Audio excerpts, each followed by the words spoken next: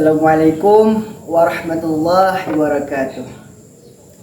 Alhamdulillahirabbil alamin wa bihi nasta'in ala umuri dunya waddin.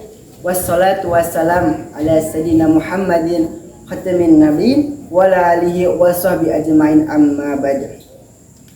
Pertama-tama dan yang paling utama, mari kita panjatkan puja dan puji syukur pada hadirat Allah Subhanahu wa taala, dan tak lupa salawat dan salam mari kita semua tercurah limpahkan kepada baginda kita, yakni Kanjeng Nabi Muhammad sallallahu alaihi wasallam.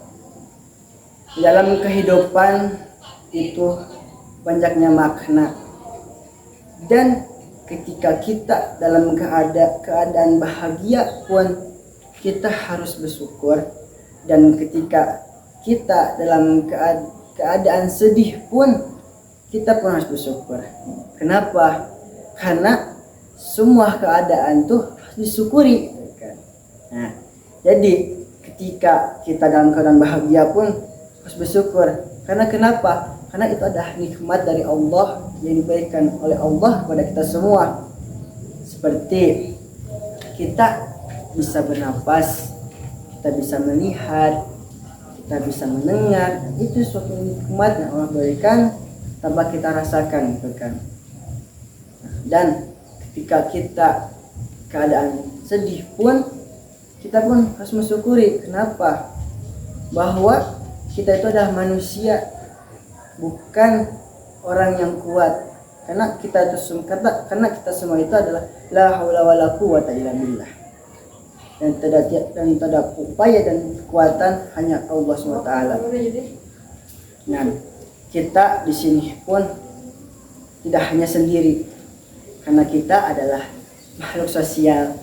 Nah, seperti dalam hadis pun, ketika kita memiliki seorang saudara, kita harus memperlakukan saudara kita itu dengan baik, gitu kan.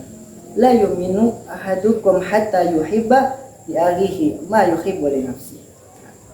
Tidak sempurna iman salah seorang di antara kalian semua sehingga mencintai saudaranya sebagai mencintai dirinya sendiri.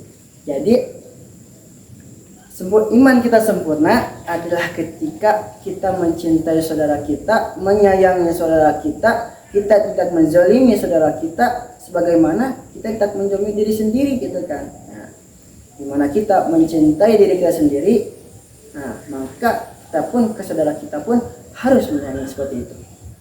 Nah, kita senantiasa berlaku baik dalam diri kita. Nah, kita pun memperlakukan saudara kita pun dengan baik, gitu kan. Dan sebaliknya tidak boleh kita menzalimi saudara kita sebagaimana kita menzalimi diri kita sendiri, gitu kan. Nah, ketika kita menzalimi diri kita sendiri, kita tidak boleh melakukan pada saudara kita dengan menzalimi dirinya, gitu kan. Mungkin hanya sekedar menyampaikan sesuatu yang walaupun sedikit, insya Allah bermakna, gitu kan. Yang intinya adalah dimana kita bertemu dengan seseorang, baik yang kita kenal atau enggak kenal, kita harus melakukannya, gitu. Melakukan hal yang baik, gitu kan. Mungkin dari saya segini, mohon maaf apabila ada kesalahan dan cara menyampaikan. Wabillahi taufiq wal hidayah wa ridha wa inayah. Assalamualaikum warahmatullahi wabarakatuh.